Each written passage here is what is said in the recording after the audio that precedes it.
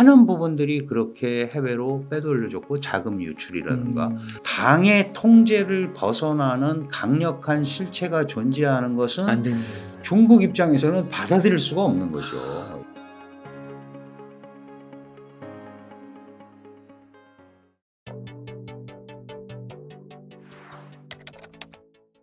당 입장에서는 어쨌든 중화인민공화국을 끌고 가야 되잖아요. 네. 그러면 이것도 리스크 관리 능력입니다.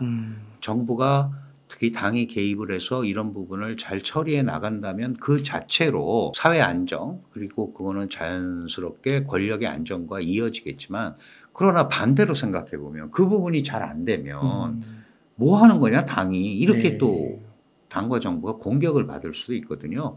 그래서 그런 점에 지금 기로에 서 있다. 근데 많은 그 학자들이나 전문가들은 그래도 시장 상황을 보면서 가는 게 맞는 거 아닌가라는 얘기를 하는데 중국은 그러기에는 중국 경제 상황이 그냥 시장에 맡기기에는 맞지 않다라고 생각을 해서 여전히 정부가 조금 더 관리하고 통제하는 메커니즘을 더 선호하는 것 같아요. 그러니까 안정이 훨씬 중요하다라는 생각을 하는 거죠. 시진핑 체제가 원래 발전, 안정 이런 두 가지 개념을 놓고 본다면 일단 안정이 우선이다라는 거를 모토로 삼았기 때문에 당분간은 그런 형태로 이 소위 정책이 펼쳐지지 않을까 이렇게 생각이 됩니다.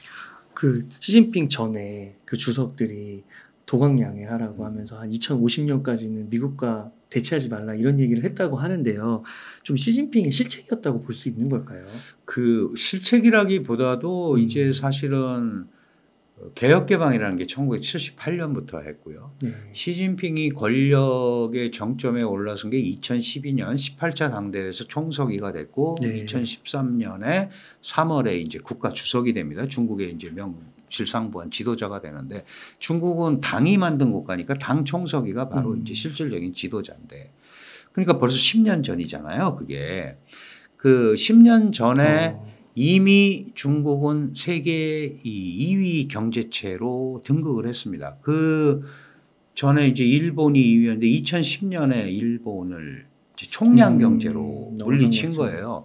그러면 시진핑의 입장에서는 이 정도면 이제 우리가 우리 스타일로 가도 되는 거 아닌가라는 생각을 한 거죠. 어떻게 보면 샴페인을 조금 일찍 터뜨렸다. 이렇게 볼 수도 있어요. 네. 그럼에도 불구하고 당시의 시진핑은 특히 1978년 개혁개방하면서 시진핑은 그 당시에 복건성 절강성 이런 데서 지방정부에서 행정 경험을 쌓으면서 이런 방식이 된다라는 나름대로의 그 자신감도 있었을 거예요. 그래서 조금 잃은 감이 있죠. 분명히 잃은 감이 있지만 중국적 방식으로 발전을 해나가겠다는 걸 공표를 하고 그러다 보니까 자연스럽게 당시에 세계 최강 국가인 미국과 충돌이 되는 거예요. 그럼 그 충돌에서 옴찔해서 뒤로 물러날 게 아니고 이걸 정면 돌파해보자 이렇게 생각을 했던 거죠. 그래서 사실은 오바마 때도 갈등과 협력을 반복하면서 계속 부닥쳤어요. 그런데 오바마 미 대통령은 그래도 협력이 더 중요하다 쪽으로 방향을 끌고 갔었는데 이제 전혀 미국 대통령의 기존 형태와는 다른 대통령이 온 거예요. 네. 트럼프 대통령은 안 된다는 거죠. 이거는. 결국은 중국은 훔친 기술과 해킹한 기술, 네. 비정상적으로 얻은 기술을 가지고 물건을 만들어서 그거를 또 환율 조작 같은 비정상적인 방법으로 국제 무대에 통용시켜서 미국의 일자리를 뺏고 미국의 산업을 붕괴시키고 그 돈으로 결국은 군사력까지 증강하더라. 네. 그러니까 이게 군사력 증강으로 들어오는 돈들을 막아야 되잖아요. 네. 그러다 보니까 무역으로부터 돈을 못 벌게 한다. 그래서 이제 관세에 관한 그 이제 중관세를 부과하게 된 겁니다. 그러니까 이런 것들이 이렇게 쭉 지금까지 온 거예요. 그러면 시진핑 입장에서는 중간에 너무 일찍 터뜨렸나라는 생각이 들었다가도 워낙 트럼프가 강경하게 나오니까 물러날 수가 없는 겁니다. 그리고 자기가 그걸 가지고 내가 미국의 견제가 있는데도 이걸 뚫고 세계 2위 경제력을 유지하고 있고 2049년에는 세계 최강의 국가가 되겠다. 그러니까 나를 밀어달라. 그래서 사실 삼선에 대해서 반대 세력도 다 숙청당해서 특별히 이 저지할 세력도 없었지만 어쨌든 그렇게 해서 된 거거든요. 그럼 지금 와서 물러날 수가 없는 거예요. 네.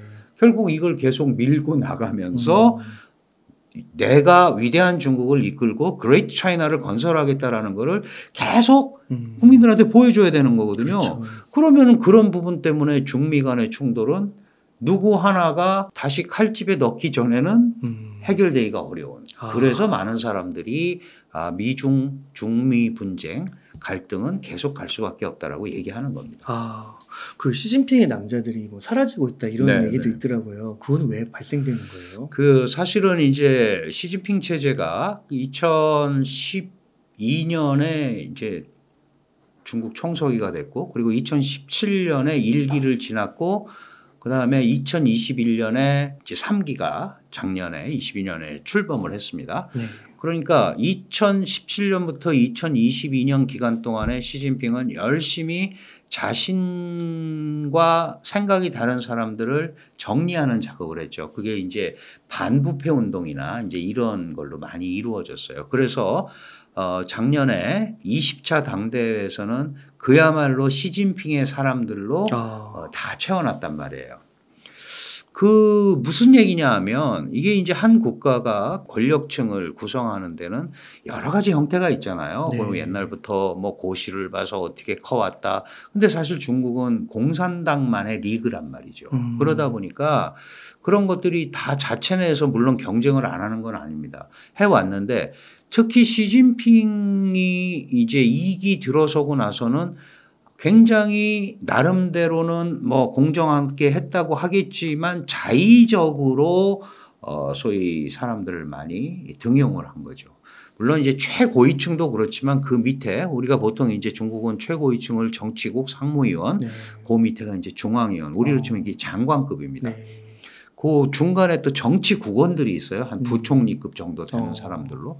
요게 이제 뭐 정의원, 후보위원 다 합쳐서 중앙위원이 뭐 371명인가 그런데 중앙위원급 사람들은 사실은 뭐 이게 강력한 권력 투쟁의 거리는 아니란 말이에요. 그러다 보니까 이제 일부 사람들을 시진핑의 개인적인 어떤 추천이나 이런 걸에 의해서 된 경우가 많이 있죠. 그런데 이제 그런 데서 문제가 생기는 거예요. 그러면은 이게 뭐 개인적으로 일을 잘 못할 수도 있고 그리고 그 사람을 판단하는데 뭐 자료가 부족해서 굉장히 부정부패를 저질렀는데 또 개인적인 친분 때문에 뭐 넘어갔을 수도 있고. 근데 이런 것들이 결국은 그렇지 못한 다른 사람들이 볼 때는 불공정 경쟁이잖아요. 그렇죠. 불공정하죠. 그러니까 이거는 내부적인 약간 뭐 최고위층의 권력 투쟁은 아니지만 자기네들끼리 약간 그 시진핑 체제의 틈이 벌어질 수 있는 거죠. 그 대표적인 케이스가 이제 친강 같은 케이스입니다. 굉장히 고속 승진을 해서 주미대사에서 일약 외교부 장관으로 왔단 말이죠. 이게 2단계를 뛴 거예요. 그래요. 예. 그리고 굉장히 젊은 나이잖아요. 그러면 그거를 그냥 놔두고 보는 사람들도 있지만 그렇죠. 거기는 사람들. 내가 가야 되는 데라고 생각하는 사람도 있을 거 아니에요. 그렇죠. 불만성이 생기는 거죠. 그래서 이제 그런 것들 때문에 그게 벌어지는 겁니다. 국방부장 같은 경우도 마찬가지죠. 국방부장은 사실은 리샹푸라는 사람인데 지금 이제 실종돼 있고 이제 부패에 연루됐다는 얘기가 나와요. 중국의 패턴은 그렇잖아요. 갑자기 뭐 몇 개월 안 보이다가 배우들도 뭐 부패에 연루됐다. 이제 네, 이렇게 되는 거예요. 연예인들도 막 그러고. 그러니까 그 방산비리 우리로 치면 로켓군 뭐 하는데 방산비리에 부정부패로 연루됐다. 이제 이렇게 얘기가 나오는 겁니다. 그러면 이제 문제는 왜 이런 현상이 나타나느냐. 이거 인사 검증이나 이런 게 우리도 마찬가지지만 잘 안 되는 거 아니냐. 이제 거기에 시진핑의 그 사단, 시진핑 사단의 개인적인 또는 그 시진핑 군단 사단에서 행해지는 매우 자의적인 인사 배치가 난맥상을 보이는 거 아니냐. 그렇다면 이 표면적으로는 이 시진핑 시스템이 굉장히 완고한 것 같지만 취약한 것 같죠. 사실은 굉장히 약점이 많은 거 아니냐. 이제 그런 우려가 나오는 거죠. 그렇군요. 그러면은 그렇게 사라지는 거는 시진핑하고는 상관없이 약간 반대 세력. 그러나 이제 결국은 마지막에는 시진핑이 오케이를 해야죠. 맞아. 그거 안 하면은 안 되잖아요. 그러면 내가 저런 게 왔는데 뭐 자기가 봐서 마음에 안 들 수도 있고 그걸 그냥 놔두면 더 큰 문제가 생길 수도 있잖아요. 네. 그러니까 이거는 내 손에서 뭐 소위 얘기하는 읍참마속의 심정으로 이거 정리해야겠다 이런 경우도 생기는 거고 또 다양한 경우가 있죠. 그러나 지금 신변에 문제가 생기고 있다는 것은 이제 이 중국 체제의 불안정성, 그 다음에 시진핑의 1인의 어떤 통치 그 메커니즘 네. 이런 데 대한 그 일종의 불협화음 뭐 이런 것들이 나타나는 거 아닌가 그래서 걱정을 많이 하는 겁니다. 그 기업인들하고 배우들도 막 이렇게 실종됐다가 다시 나타나고 맞습니다. 그러잖아요. 마윈 같은 게 대표적인 네. 케이스죠. 네. 그것도 비슷한 맥락이니까요. 뭐 그렇게 봐야겠죠. 왜냐하면 이제 마윈 같은 경우는 사실은 마윈은 스스로가 무슨 큰 그 기업인이 아니잖아요. 사실은 이제 알리바바를 세웠을 때 상당히 많은 상해방의 자금이 들어갔고 네. 그래서 중국에서 상장하려고 그러는데 실패했고 홍콩에 가서 상장하려는데 또 실패했어요. 그래서 뉴욕 증시로 간 거예요. 그런데 이제 거기서 속된 말로 대박이 터진 거죠. 초대박. 그러니까 이거를 바라보는 다른 입장에서 보면 내 통제를 벗어나서 저렇게 움직인다.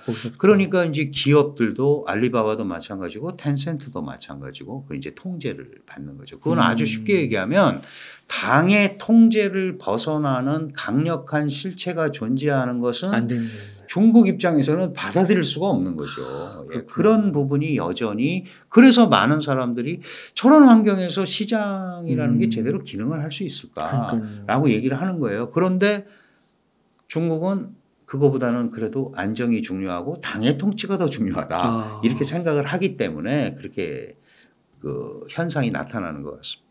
그러면 진짜 그 부자들이요, 중국의 엘리트들이 재산을 이제 해외로 빼돌리고 탈출하려고 하는 계획을 갖고 있다 이런 것도 어느 정도 뭐 이미 오래됐습니다. 아주 오래 전부터 그렇고요. 그 사실 뭐 이런 얘기가 뭐 100% 그런 건 아니지만 중국의 소위 고위 관료들 자제들은 거의 해외에서 유학을 합니다. 그럴 때 이제 주로 나타나는 패턴이 엄마가 따라가죠. 엄마가 따라가가지고 그러면서 이런저런 이유로 이제 재산을 많이 해외로 은닉하고 기업인들도 마찬가지고. 그래서 이런 부분을 과연 이걸 어떻게 처리를 해야 되느냐. 사실은 우리 작년에 문제됐던 비밀 경찰서 같은 것도 그런 거예요. 그게 이제 현지 사람들을 뭐 이렇게 통제하기보다는 해외로 도망가고 이제 문제가 된 사람들을 잡아가는 감시하는 거. 그게 여우라고 이제 그런 사람을 여우라고 그러고 그런 사람 색출 작업을 여우 사냥이라고 표현을 해요. 그래서 그 여우 잡으러 다니는 거예요. 사실은. 그래서 이미 많은 부분들이 그렇게 해외로 빼돌려졌고 자금 유출이라든가 이런 것들이 이제 보편화가 많이 돼 있죠. 게다가 요즘 같이 이제 미국하고 금리 차가 나버리면 더 많은 자본이 또 빠져나가잖아요. 거기 또 묻어서 가잖아요.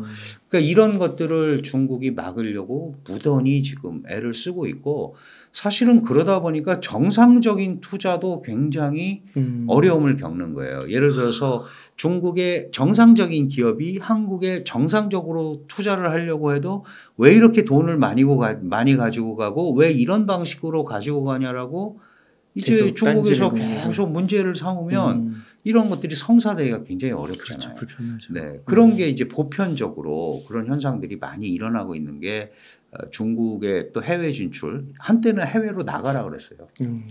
주출거 뭐 저주추이라고 그러는데 많이 나가서 투자해라. 사실 일본도 그랬잖아요. 그 자본이 다 빠져나가고 국내 산업이 공동화가 돼버리니까 취업도 잘 안 되고 그래서 그 침체로 들어가거든요. 중국도 그 생각을 한 거죠. 이렇게 마냥 가서 될 일이 아니고 내부에서 활성화를 시키는 게 더 중요하다라고 생각을 하기 때문에 그런 부분은 막으려고 최대한 애를 쓰고 있습니다. 그러니까 최근에 이거는 이제 사적으로 이제 얘기를 나누다가 들은 얘기인데 그 이제 중국이 홍콩에도 좀 영향을 미치면서 홍콩에서 이제 대학 입시 관련해서도 홍콩 가기에 대해서 뭐 미달이 나고요.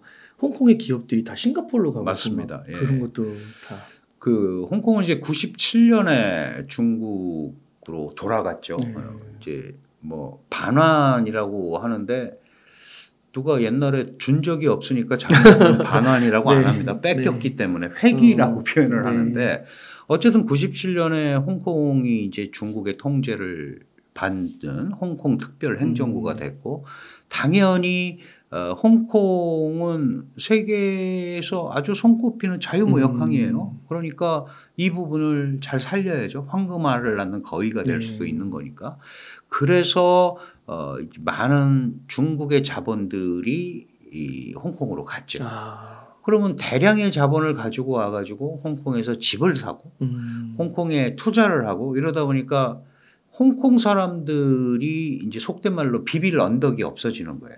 그러면 이제 중국에서 온 사람들이 경제권을 완전히 장악하고 이렇게 되니까 해외 기업이 볼 때도 이 홍콩이 가지고 있는 메리트가 없는 거죠. 해외 기업이 볼 때 홍콩이라는 데가 중간 지대 역할을 하면서 뭐 중국을 들어가는 교두보 역할도 하고 다양한 형태의 연계 작용을 했었는데 이렇게 중국의 품에 들어가 버리고 게다가 홍콩 보안법 같이 중국의 통제를 받는 법이 생겨서 홍콩에서 범죄자로 문제가 생기면 본국으로 송환돼서 재판을 받아야 되는 상황도 생기는 거예요. 그렇다면 여기에서 이렇게 그 경제 활동을 하기가 매우 어렵지 않느냐. 그래서 많은 다국적 기업들이 홍콩에 본거지를 가지고 있던 대형 기업들이 한 2,000개 정도 됐었는데 한 1,500개 정도가 옮겨가려고 애를 쓰거나 이미 옮겨간 데도 있고. 4분의 3. 네. 와, 엄청나네요. 그러니까 이제 많은 기업들이 홍콩을 완전히 본거지로 삼지는 못하겠다라는 생각을 하고 있는 거죠. 물론 이제 거기다 남겨두고 가는 데도 있지만 어쨌든 홍콩은 국제 금융 도시로서의 역할을 했었잖아요. 그러니까 이 싱가포르의 금융 그래서 어떤 면에서 보면 홍콩의 중국 회기의 가장 큰 수혜자는 싱가포르이 된 거죠. 그리고 미국의 대중 압박의 가장 큰 수혜자는 인도가 된 것처럼. 뭐 제조업을 어디서 딴 데서 할 수가 없으니까 이제 그런 구조가 자연스럽게 형성이 된 것 같습니다. 아, 그렇군요. 그러면 몇몇 정치학자분들은 이제 중국이 경제 발전을 중국뿐만 아니라 독재 정권에서 경제 발전하는 케이스는 없다. 뭔가 선진국으로 가기 위해서는 민주주의 체제가 갖춰져야 된다. 이렇게 얘기를 하셔서 중국의 그 공산당이 깨지지 않는 이상은 앞으로 경제 쪽에서는 뭐 희망이나 이런 거를 크게 발견하기는 어렵다. 이런 얘기도 하시더라고요. 그 사실 이제 인류 역사 발전의 통례 이건 다분히 이제 서부왕의 시각에서 보는 거죠.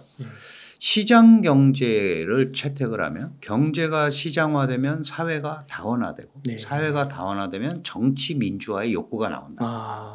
이게 이제 우리가 인류 역사 발전의 통례라고 얘기하는 거예요. 중국은 개혁 개방을 하면서 시장 경제를 도입을 했어요. 거기에 따라서 자연스럽게 더 많이 버는 사람도 있고 적게 버는 사람도 있고 계층별로 분화가 일어나죠. 그래서 사회가 다원화된 것까지 중국이 인정을 했습니다. 그렇다면 그 다음에 오는 게 이제 정치 민주화에 대한 요구예요. 근데 중국 입장에서는 여기까지 온 건 인정을 하지만 왜 꼭 우리가 서방식으로 가야 된다는 게 어딨냐. 지금 말씀하셨다시피 이렇게 해서는 경제 발전하는 나라가 없다.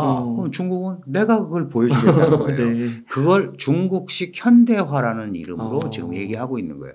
중국은 중국식 발전 모델을 가지고도 얼마든지 세계에 어필할 수 있고 서방의 보편 가치만이 인류가 갈 수 있는 유일한 길은 아니다라는 것을 지금 강조하고 있는 겁니다. 그래서 중국식 방식 중에 하나가 이 소위 개혁 개방의 경험을 중국식 현대화라는 틀로 만들어서 인류 역사 발전에 충분히 공헌할 수 있다라고 지금 얘기를 하는 거거든요. 그래서 세계 질서의 수호자도 되고 발전을 이끄는 영도자도 되고 얼마든지 그걸 할 수 있으니 일방적으로 서방의 편에 서서 중국을 압박하지 말아라. 이게 지금 중국의 입장인 거죠.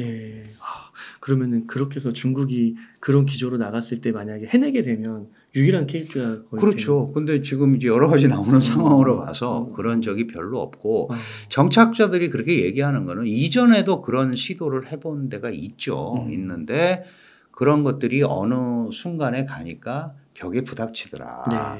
그래서 잘 안 되더라. 우리가 발전의 통례를 많이 봐왔기 때문에 미리 그거를 좀 바꾸는 게 좋지 않겠냐고 계속 얘기를 하는 거고.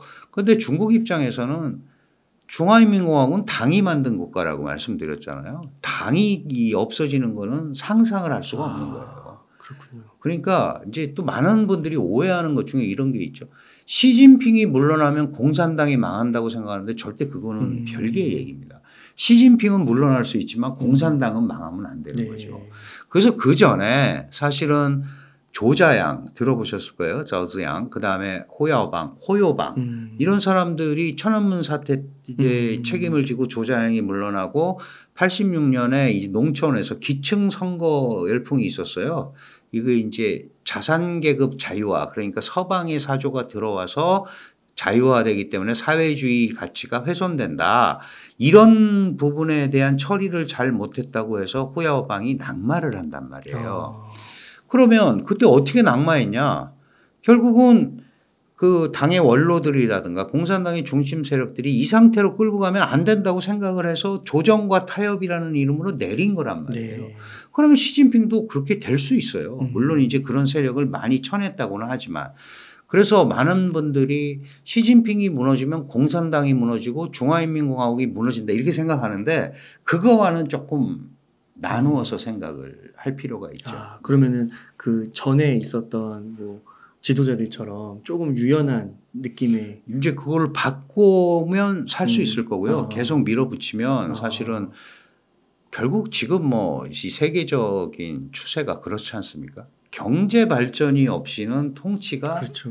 어렵습니다. 네. 뭐 모든 국가 원수는 또 당연히 지도자라면 어떻게 안전을 확보할 것인가.